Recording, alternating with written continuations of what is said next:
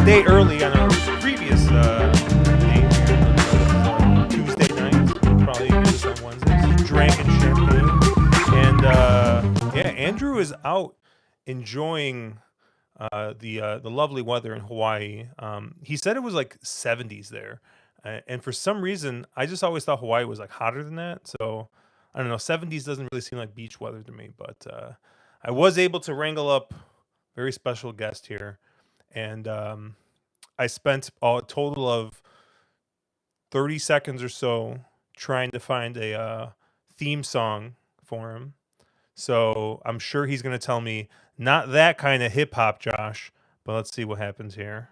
I can tell you my problems, meditating my silence. But I keep pushing my pen, rotating my stylus. Brokenness feeling like sin, now no breath, no dollar. Used to be left on red, now all the girls go holler. Now all the girls go follow. All the fake friends gon' pile up. That's exactly my speed. Josh, that's exactly my jam right there. I think it said it was alternative hip hop. I don't know. I pay for a sound library, and I feel like I need to make more use of it because I probably used like, I don't know, 3 songs so far. But Chase, how you doing, man? I'm good. I'm actually I'm in a very like I don't know, like top down in my Chevy Impala kind of mood after you just gave me that dope ass lead in right there. No, I'm good. It's a busy week for me. Just kind of trying to get. I picked a hell of a time to go see something in Vegas because it also happens to be Rebel week. So I'm jamming everything into like 3 days before I leave. Yeah, dude. I'm like a kid on Christmas, like starting about 3 weeks before I go to Vegas. So that's like right now is where it's kind of hitting me since we'll be up there March 8th, and I already sent a like group text. I'm like, hey, this is the booze I'm bringing. What do you guys think?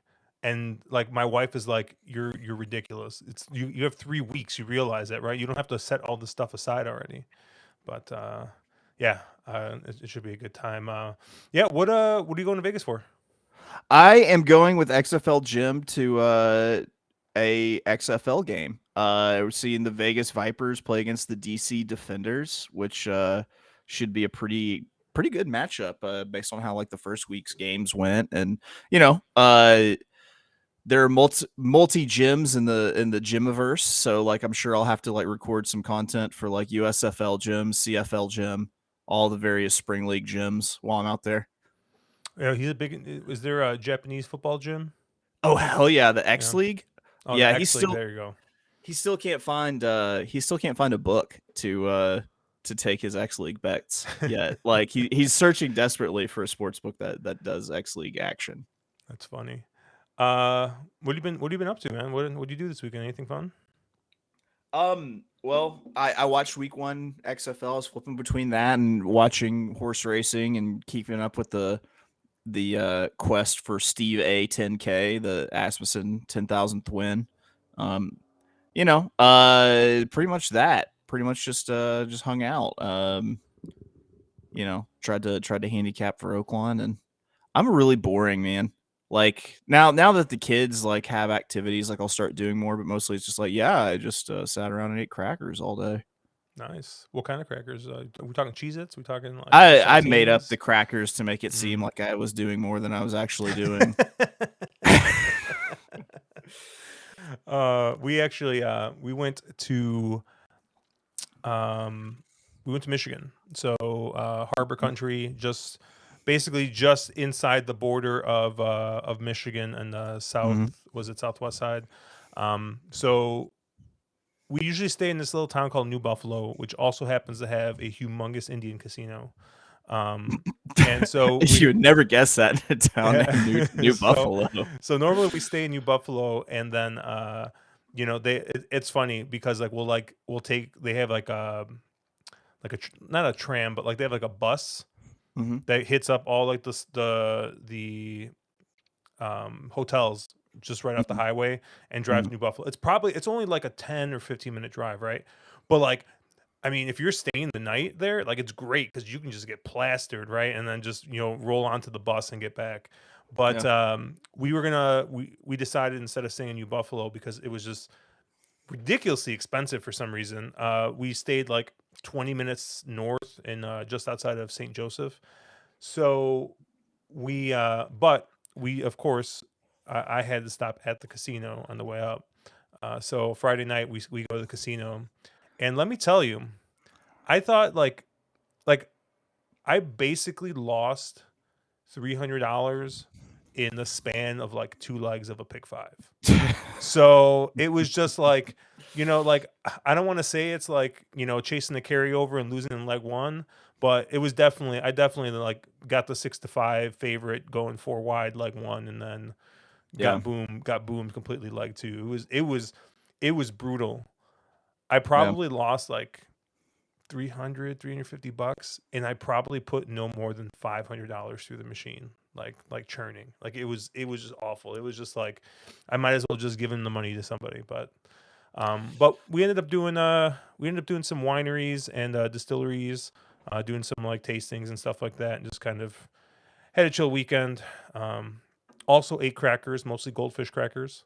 So we bring snacks because I mean that's probably the most important part of weekend getaway. But Do you love the fishes, and does your love pertain to the fact that they're so delicious? yes, Yeah. Same here, dude. Yeah. I've figured out that like all those like flavored like cheese crackers, things like that, things that end up in your kid's lunch, that's just a trap. Because I will eat a kid's lunch at like 2:30 in the morning. I'm like, sorry, you're like sorry for ham your turkey sandwich, right? sandwich. Yeah, ham sandwich and some goldfish. Yes, Yeah. please. Or it's just like, yeah, it's just like, man, I'm hungry, but I want peanut butter and jelly. That sounds good. I Just just like, got done watching hours of UFO programming on Nat Geo, so I am famished. And now I have this sandwich to go in on. So hell yeah. what's funny is um my thing is like if I can't sleep, I'll just go downstairs and like I'll turn the TV on and I'll just make a humongous bowl of popcorn. And it's like, yeah, that's what I don't know. I mean, I fall asleep eventually after that, but usually not until I watch like I don't know the entirety of Moneyball for the 30th time or Yeah. 30th time this year. Sorry, not the 30th time. I've probably seen the movie way more than that, but I've mentioned this. This came up in front of my wife the other day because I was flipping through channels and I saw a movie. I was like, "Oh, this is my favorite movie to fall asleep to," and it's the Hunt for Red October. I fucking love like that movie will put me down. Something about the soothing sounds of a pre-manslaughter Alec Baldwin and like Sean Connery as a Russian sub, captain just takes me right to slumber town. I Moneyball is definitely one like when I'm just like I need to fall asleep. I'll Yeah. pop that on. But not until after the Kevin Euclid part. That's the end of the movie. Okay. Yeah. Good point. The episodes of Psych, that's also a big one. Yeah. What's really funny is what used to be the show that I would fall asleep to all the time. Shout out to Mr. Champau's MASH. Ooh, that's So classic. it used to be so when I was like I don't know in junior high, it was syndicated on Fox, and it would come on after the 9 o'clock news. So Mhm. like it would just be what I watched at like 10, 11 o'clock trying to fall asleep. Yeah. And then like when I was in college, and just pirating was just rampant. Me and my Yeah. buddy just like downloaded the entire like all whatever however many seasons of MASH, and like it's just like what I watched before to go to You sleep. hear the chopper blades and you just feel safe and Yeah, secure. exactly. Yeah, suicide is painless. Yeah. Yeah. Yeah. So, hey, I've been watching Mr. In Between, the FX show that's on Hulu Mhm. streaming, and spontaneously breaking into an Australian accent because because of it. I think my wife is 100% over me doing that shit. Because just anytime I'll start talking about the rap stylings of Eminem, things like that. Yeah, just whatever I'm watching at the time. That's whatever accent I've adopted. And the best part is that Australian accent is just like the slight, like, just the hints of cartoonish. It's just great. Right, I think it's right, hilarious. right. I'm Oh my glad you god. approve of the Australian Ixie. Your poor wife. Yeah, I think me yeah. patting you on the back is like, oh, that's probably added an extra 2 weeks to this bit. Oh, someone validated him. Uh-oh. So tell me a little bit more about this Vegas trip. You're going to the XFL game. You do anything else fun in Vegas? You know I love talking about Vegas, so I couldn't just let it be that 30 seconds. Well, I'm glad that you brought this up because regardless of if you had it on the agenda or not, I was going to ask you. So I get in at like 2:30 Vegas time. Uh, hotel, everything is in Jim's name. We're at the Circa. He checked. I can't check in for us. He doesn't get in until like 11. Hmm. So I've got like 9 hours basically to kill. That's a lot of time to just spend in the Circa sports book. Okay, so if you want to stay downtown, a couple fun things to do. How do you feel about organized crime? I mean, I'm for it. I mean, I find that it's the subject matter of just like the near vast majority of the television programming that I digest. So yeah, I'm into it. If you're a fan of like history and museums and stuff, there's actually the Mob Museum downtown. And the coolest thing about it is they actually have a speakeasy downstairs where they make their own moonshine. Yeah, So I have not been there, but my wife just was like loved it, and she said the cocktails and drinks and stuff down there were really good. yeah, That's fun to do. The Neon Boneyard is also fun to do, which is just like all the old broken, mm-hmm, the mm-hmm. broken signs and stuff. If you Yeah, get there like around dusk, like they just light them up and stuff, and it's really cool. That we did that once. That was fun. We yeah, don't really go downtown much. Um, Really, the only time I've gone downtown lately is to go check out Circa. Circa yeah. is a beautiful place. You've been there before, right? Yeah, I've been. Yeah. I haven't stayed there. Last time I went, we stayed like one night in like the Nugget, I think, and then I want to say we were in Palm's Place the rest of the time, which was really swanky. Was really Yeah. really fucking swanky. But like, yeah, like I'm familiar. I liked Fremont Street a whole lot more than I liked being like on the Strip and like in Caesars and stuff. Yeah, but yeah, the only other things that we have planned specifically are we'll be doing a live Friday episode of the Pix Porch, which is our like Friday, just like throw out everything sports picks show. Like I handicap. I have a foolproof method for handicapping darts, which is I pick the most British sounding name I possibly can. Which I ran into one last week. I was like, can I bet the draw here? Because these are both like equally ridiculously British sounding. So yeah, Jim definitely wants to go and get the breakfast special at South Point, which I think you can get like a $5 like steak and eggs thing. Hmm. Like he's like, that's a must do. And I was like, well, I mean, generally I go to the dispensary as soon as I get off the plane. So that's definitely gonna happen. And then going to the XFL game, seeing the Vipers play the DC Defenders. Oh man, now you got me looking this up because I believe the South Point starts after like a certain time. So like, It's like 1 or 2 in the morning. Like, yeah, yeah. But they also like, I don't know. It's just funny. They have like somebody told me like they have like a hot dog cart that like goes around and stuff too. Like you just buy hot dogs there. I don't know. It's that a kicks. locals place. I have not Yeah. actually checked it out, but it's been on my list to do. Now that like I like the Strip much more than Fremont. I know, it's but man, it's just so tough, man. Now, even if you go to Fremont, like the gambling's, I mean, it's not that much cheaper anymore. It used to be like, Yeah. all right, the Strip you can only find $10 or $15 tables, but you could always find $5 tables downtown.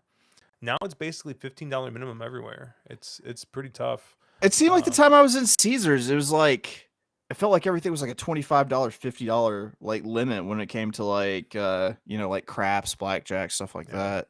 All the Yeah, table I'm not a games. big Caesars guy. I know Andrew Champagne. He's a big Caesars guy, but no, I'm very much MGM loyalist. But Yeah, give me the like. I'm more like, please give me the like the riffraff casinos. Like Have you been to El even like in Cortez? like I haven't, but like even in like Tunica, Mississippi, like take me to like the Fits with like the $5 craps tables with like that are like humming on a Tuesday afternoon in Tunica, Mississippi. Have you been to Ellis Island? Like where a lot of No, like people's the casino. ancestors entered the arms of Mother Liberty. No, I Ellis haven't. Island Casino. Okay. Why So, would you name a casino after dude, that? so the best description I can give for Ellis Island Do they have like a is tuberculosis wing where like no, only you it's can? church basement casino night.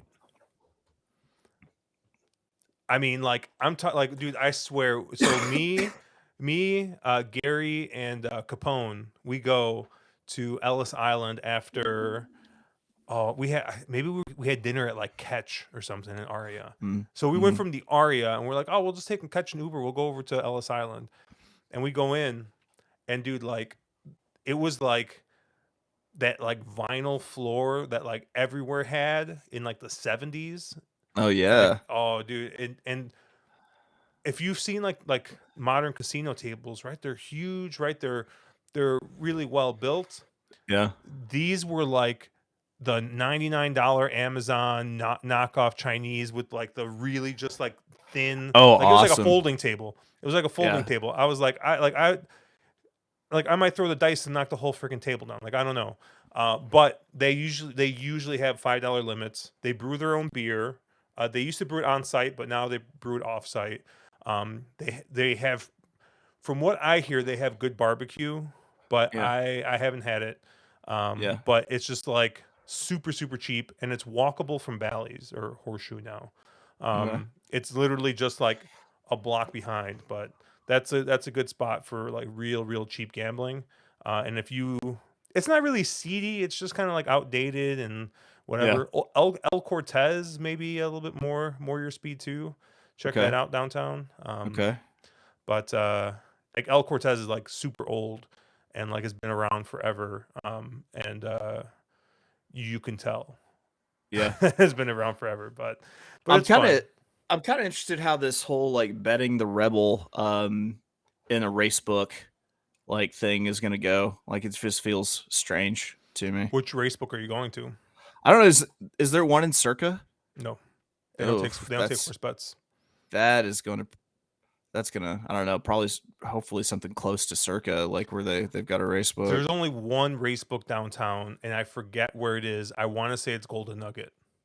I think you're right. I think I remember the signs from in there, so I'll have to drop into the Golden Nugget I'll be racing up and down like one in Fremont Street to the other for Saturday. I guess. If you're like intent on staying on Fremont, I think Golden Nugget's the only one. Because Plaza used to have one and they took it out. But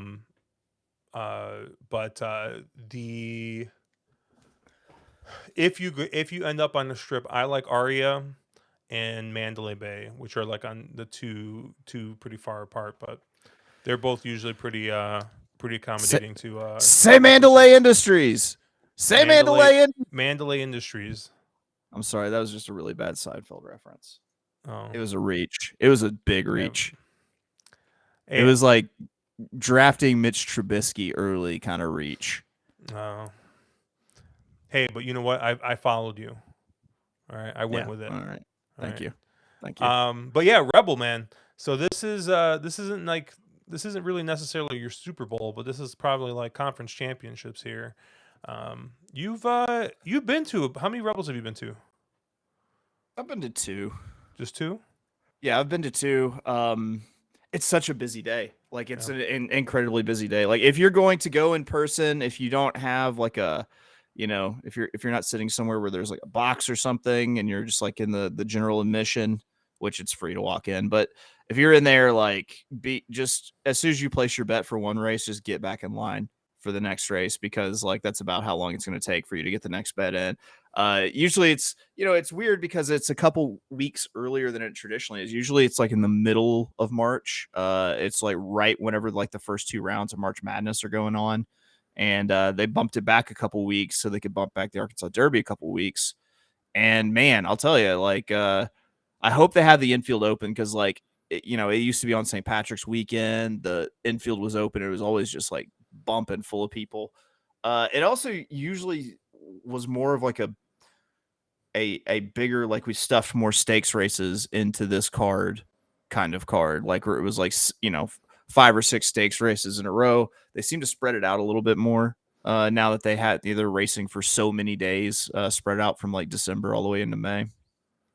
Yeah, that's what it seems like. I think we talked about that when they first expanded it, because it seemed like they moved a couple of stakes around. Yeah. But And yeah, it's like outside of Arkansas Derby Day, you don't have that like full like packed stakes card like you would get a couple times with like Rebel Day and then Arkansas Derby Day.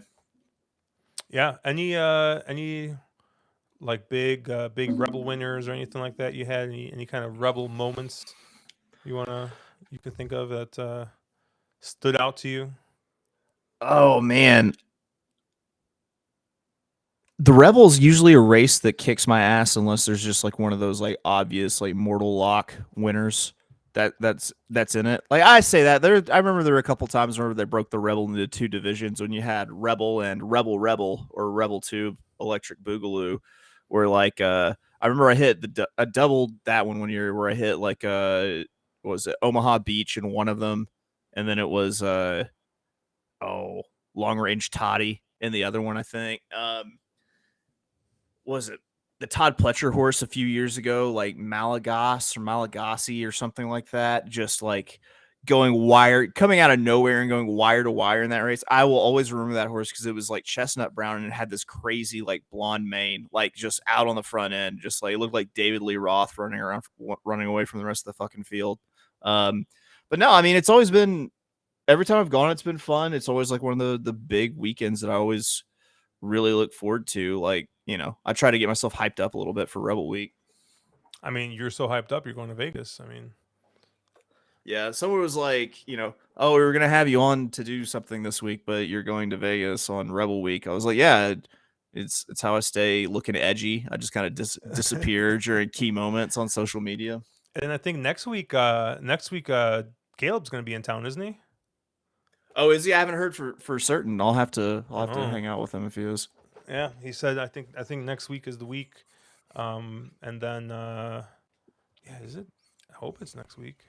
Yeah, it's next week because it's the week before Vegas. So yeah. God, look at us, just misconnections. Just the same place is just not the right time. I did want to bring up a little bit. So you do the sheets, you do the shows, I mean, you're all over the place. Mm-hmm. This is what, your second year of kind of doing this full time? Yeah. At this point? About 2. Yeah. So, I guess just did the taxes for my second year of doing this. Okay. So with Kentucky Derby stuff. Yeah. Like, all right. I mean, that's obviously a big, right? That's what everyone wants to talk about at the next, what, 2.5 months, 2 months is just going to be Derby preps, talking about Derby. Yep. How do you kind of, now that you've done this for 2 years, like how are you kind of attacking this? Like, are you just going to sit and wait till 5 minutes to post and be like, aha, pull the old cherry drank move? Are you somebody who feels like a month out you got to call your Derby horse? Like what's your plan here? I think I definitely need some time because I need to see all of these horses that are like definitively going to be in the race. Like I need to see them all run a good couple times, either through just watching the prep itself, handicapping the prep, or going back and watching the replay. And then like as you see them and you see the same horses over and over again, you just start to feel like all of the horses. And so it's like, how much handicapping do I really have to do here? Like whenever I actually have the PPs out in front of me, it's like, I know all these horses. I've seen them all run multiple times. Like, what am I really going to glean from this? I mean, you still do the full like handicap job, but I feel like as soon as they like say who's going to enter, and I know kind of in my head what the pace scenario looks like, that's when I'm like, okay, this is my horse. This is who I'm going with. Usually about like a week or 2 out, I'm like, or a week out, like whenever they draw the post, I'm like, okay, this is it. So I guess I, I hate to ask this question, but who were you higher on, Gervin or Combatant? Combatant, 100% higher on Combatant. I just had Gervin in that one spot. Gervin did me a real solid that one time in the Haskell. So I'm forever grateful to Gervin. You want to talk about like a May December kind of relationship? Me and Combatant, I was so high, so high. He was my dark horse for the Arkansas Derby. He was my dark horse for the Kentucky Derby. He was my dark horse for everything he raced in until I gave up on him and he won the big cap. You hate to see it. Yeah, That wasn't the right button, but I've been dreading all day doing this, knowing that you would have the soundboard, that you would have definitive control of the situation with your soundboard. Hey, I gave you a really sick intro. That's true. That's true. I have to agree with that. Yeah, it's really funny because I feel like the last couple years with the Derby, I've gotten tricked by these damn California horses. Yeah. Rock Your World got me. Was that last year or 2 years ago? 2 years ago. Jesus. Yeah. Last year, Forbidden Kingdom, but then he got his Glottis stolen. Dude, can we get a Papa Mandela horse with the Glottis and tack into the fucking Kentucky Derby gate? Like, seriously, man. Like, one's unfortunate, two's a conspiracy. Who was the other? There was another California horse last year. Oh, Taiba. Yeah. Everyone got boomed last year, so like I guess I can't feel that bad, but yeah, the Tim Yak teen Taiba. Now that all the Bafferts are becoming Yak teens again, the annual rites of spring when the Bafferts become Yak teens. Did you see there's I think they moved 4 horses. I think 3 of them went to Yak T, and you see where the 4th one went to? Rudy Brissett? No. Who? Brad Cox? Brittany Russell. Woo! It's like, what? Yes. What in the world? Excuse me. Do you have questionable morals? Yes. Do you train a horse? Yes. Come with me. Bob needs to speak with you. So I was like, I don't know. It felt a little bit out of place, but yeah, I felt like I couldn't have you on and not make a Combatant reference. So yeah, of course. No, I've come to expect it. It is my legacy that I'll have to live down. Combatant. In my defense, turned out to be a hell of a horse. Yeah, not really, and but... unfortunately for me, even after I bet him to win, and he won the big cap, I continued to bet him after that, and that was that was not great. But you realize all my faith in Combatant was never based off of a win in a race. It was always off of like really strong second places. Oh man, it's all right. Combatant is your Jakarta. Oh God. The one time I don't bet Jakarta was that Parks race where she went off 17-1 or something and just wired the field. And we don't have to keep talking about this. This hurts all the way around. It did come around because I started getting the congratulations texts. Oh wow! I was like I didn't bet her. Why do you think she won? Because I did not have money backing her. Although now apparently, like, I've gotten this reputation for being a huge channel maker stan. Because apparently I've picked him like the last 2 times he's run, but he always that horse always looks so fantastic on paper. That horse always makes sense on paper. Still cashing checks. Yeah. That's my thing. That's what I hate so much about that division is that, like, every time I handicap it, it always comes out the same way. It's like, okay, channel maker looks really good. That's probably the horse that I should bet because it looks like the most likely winner, and then the horse never wins, Yeah, I mean, it could be worse though. Caleb chased that horse for like 2 years off some like -2 thoroughbred figure, and then right. I think the horse has boomed him at least 3 times since. Of course. So. Of course. If I were Caleb, I wouldn't even bet those races anymore because I wouldn't want my pretty face getting stress wrinkles. Oh man, you All right, so tell me again what. All right, so your suggestions were the speakeasy Mm-hmm. somewhere with like mob violence. Yeah, it's the Mob Museum. Mob museum, okay, with the Yeah. speakeasy underneath. Okay, isn't the place where you can go fire automatic weapons somewhere close down there? I have no idea. It's like Battlefield Vegas or something. I think it's called. Yeah, But you're maybe I just need like, to. Yeah, I'm you just kind need to of. like fire like a 50 cal or something. Yeah, I mean, I won't have like a safe location to masturbate. So what else am I going to do except pop off with a over compensation firearm? There you go. Yeah. Yeah, like downtown. Yeah, I haven't like. There's some good restaurants. Andiamo's at the D is pretty good from what I Yeah. hear. Oscars at the Plaza. Mm. But yeah, I mean, like I'm mostly on the Strip. I'm not a huge downtown guy, but All right. I've taken those notes.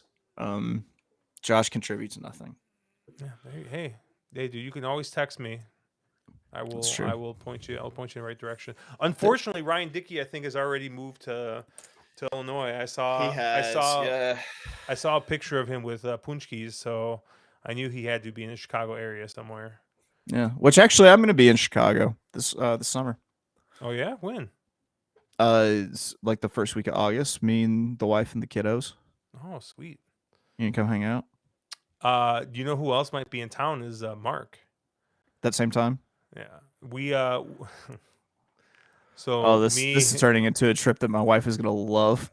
So me, Mark, and Brian are playing in a disc golf tournament in Peoria, Illinois. It's the second week of is it the second week or is it the first week of August? But it's called the Ledgestone Open, and apparently it's like the biggest disc golf tournament in the country. Okay. So it's just like, I mean, it's just gonna be just, I don't know. Yeah. I've never, and the funny thing is I've never played in a tournament before, so I'm sure I'm gonna just absolutely embarrass myself. August 3rd is when it is. Yeah. So you're just gonna get some Rick Wysocki autographs, things like that. Yeah, that good call. Where did you pull that one from? From my love of watching, even though I've muted that disc golf Discord channel, because I don't actively play disc golf. I just like getting baked and watching it on YouTube. Mm-hmm. But I watch a lot of it. Give me a shot tracker shot. Oh yeah. Whew. That's what I'm talking about. So if we ever get down to Oaklawn, you're down to go play? I'll play. Yeah. Nice. I can't promise I'll be any good, but I'll play. Dude, so when we're going to Vegas, I land at like 8 a.m. Vegas time. And Brian is flying in Thursday or Tuesday night, and so is Mark, and Caleb I think lands around like 11.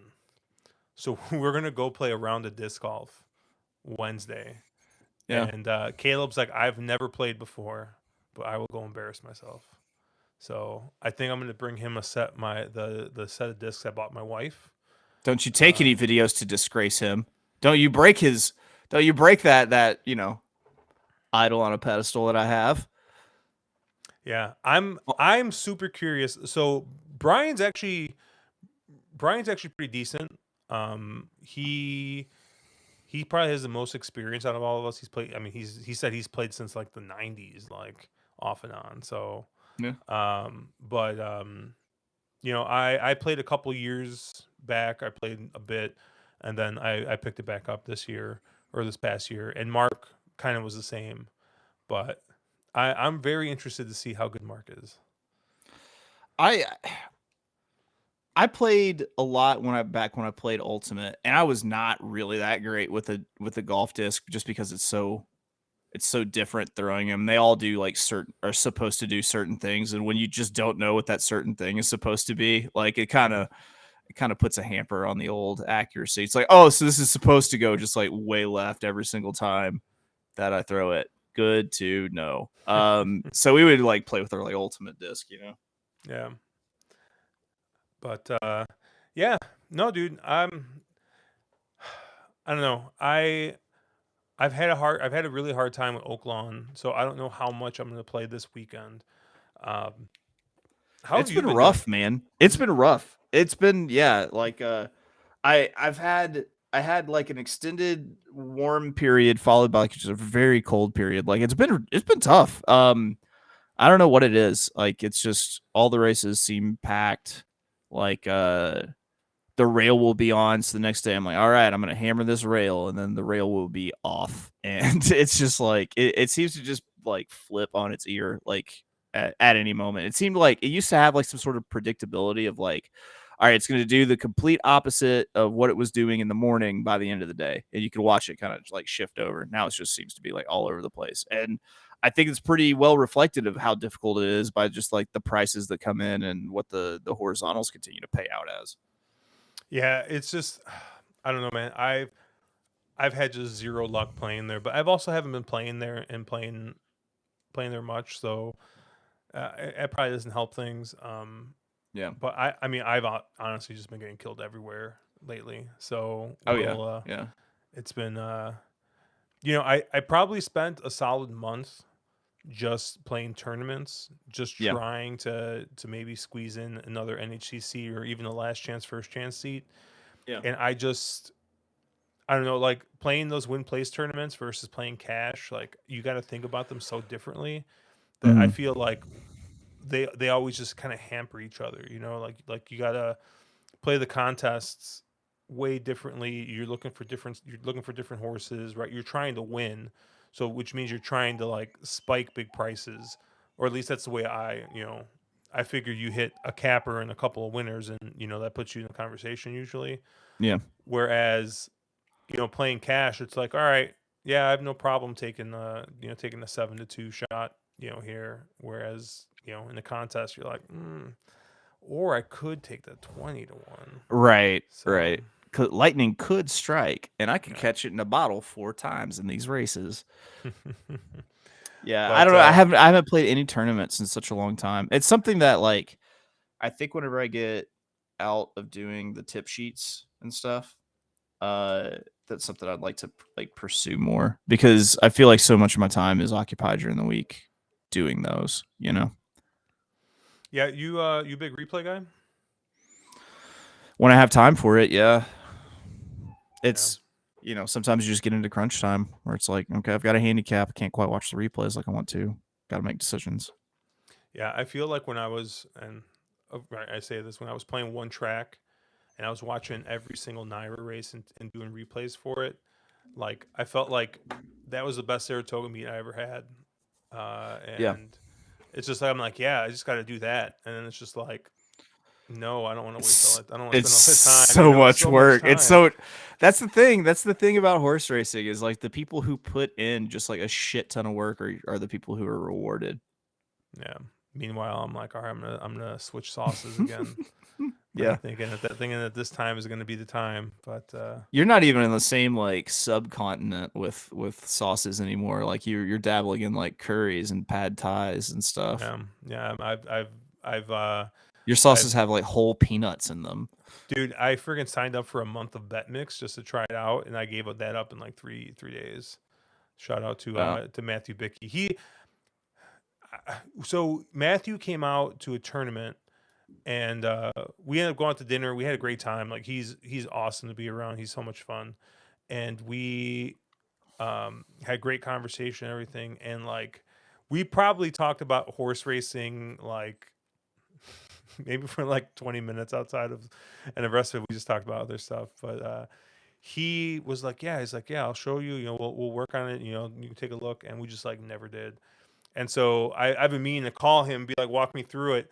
But then I'm dancing with the devil of HTR a little bit, and that's got its own learning curve. And it probably doesn't help that and you're in our group chat, but that I chastise the old men that use that program in our uh, in our chat while picking losers Yeah. and blaming the computer, and they just like laugh at me, and I don't You like know, it. I don't like it one bit, Chase. The thing about the HTR is it like yeah, I mean it's cool, but it also looks like you could easily access the inventory of like a advanced auto parts or like a O'Reilly or something on there. Yeah. Like it looks like the thing that they have like the weird like plastic key cover over the keyboard, and they're just hitting tab until they find the right muffler. Yep, AS400 baby. AS400, gotta love it. It looks like when I first started working at the hospital, I had to do like tape backups and stuff on AS400, and I had to go like back into a server with a console and do all the Yeah. That's exactly what it reminds me of. But I've done my AS400 time. Oh yeah, that's right. Probably at the distributor, right? Yeah, they switched over to SAP like right after I got there. Oh, nice. Yeah. But yeah, Chase, man, it was good catching up with you, man. I miss talking to you. Yeah, you're gonna get to talk to me again when you come on my podcast tomorrow. yeah. Well, we're trading shows here. I just felt like just chatting, man. I didn't really want to handicap anything on a Tuesday night because that puts us into like I don't know Gulfstream territory, and no one wants to cap Gulfstream. No one wants to do that. No one wants to do that at all. Yeah, man. Of course. I love you. I've missed you. I miss our big guy. I miss our chats. I love the low key like NPR feeling of when we do one of these. So we're gonna be doing a pod tomorrow. Mm-hmm. Where can people find that? You can find it wherever you get your podcast. Just search the Notorious OTB. It's presented by the Sports Gambling Podcast Network. You can follow the show on Twitter. Always get to see when the new shows are coming out at Notorious_OTB. You can follow me on Twitter at of Oaklawn. Just got an Instagram at Wolf of Oaklawn there because I paid more attention to the whole "Do you want this to be your handle?" thing whenever I set up that account. It's awesome, dude. And then you can find your stuff on Horse Racing Nation as well, right? You got there. picks.horseracingnation.com. You can see them there. I'll have all the stuff up for Rebel Week before I get on a plane Thursday to go to Vegas. So it'll be up there for a while for you to check out. Nice. And then you doing anything else this weekend? Or you got the stuff with XFL Gym, so that'll be coming out probably next week sometime, right? Yep. We're doing one live show from Vegas, and then we'll record a show there to be shown upon our return. Cool. And then we'll have you back on for Arkansas Derby Week. We'll have you on the stream on a Thursday if you can swing it. So you can cut the tension with a knife whenever we do those shows. It'll be great. I love it. Yeah, man. Well, awesome. I'm looking forward to all of those things, and people should check out all of those things. Nice. That we just mentioned. Nice. And then we'll be live on Thursday night. We'll probably do a Rebel breakdown. We'll see. Well, I haven't had a chance to look at the card yet. And then I think I'm gonna be doing a Gino show on Friday. So I'll be doing something with him, or on Thursday. I'm recording, so I'm guessing it's for Friday. But Cool. We'll be looking at the coast to coast pick 5. So it'll be fun doing a bunch of stuff. Hopefully, actually, funny enough, remember when the last time I did your show, we talked about the week of Josh. It's literally been just shit after shit since that week. Yeah. So it's been like Jet Icarus flew a little too close to the sun. Yeah. So hopefully like this like resets it, right? Maybe like, we can do Mr. James Olmos, negative times a negative equals a positive. Calculus. All right, we'll catch you guys later. I can tell you my problems, meditating my silence. But I keep pushing my pen, rotating my stylus. Brokenness feeling like sin, now no breath, low dollar. Used to be left on red, now all the girls go holler. Now all the girls go follow.